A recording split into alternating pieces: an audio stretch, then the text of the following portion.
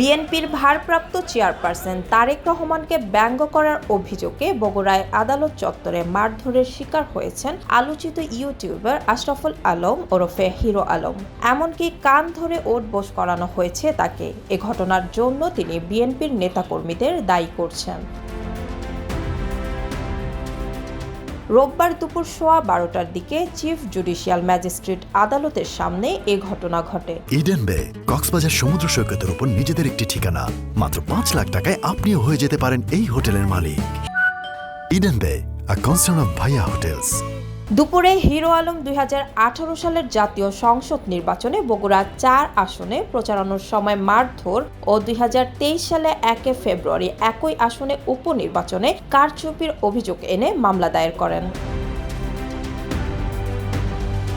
মামলা করার পর আদালত চত্বরে হিরো আলম সাংবাদিকদের সঙ্গে মামলার বিষয়ে কথা বলার প্রস্তুতি নেন। এমন সময় কয়েকজন যুবক তারেক রহমানকে নিয়ে কটূক্তি করার অভিযোগ এনে হিরো আলমের উপর অতর্কিত হামলা চালায়। প্রথমে তাকে কান ধরে উঠবোস করিয়ে ক্ষমা চাওয়ার পরে সড়কে নিয়ে বেধড়ক মারধর করে। মারধরের শিকার হওয়ার পর হিরো আলম বলেন, আমি কখনো তারেক জিয়াকে গালাগালি করিনি। তাদের কাছে কোনো প্রমাণ থাকলে আমি জুতার মালা গলায় দিয়ে ঘুরব। বিএনপি এখনো ক্ষমতা পায়নি, তার আগেই দেশ জুড়ে অরাজকতা শুরু করেছে। আমরা আন্দোলন করে এক স্বৈরশাসক তাড়িয়েছি কি আর এক স্বৈরশাসক ক্ষমতায় আনার জন্য?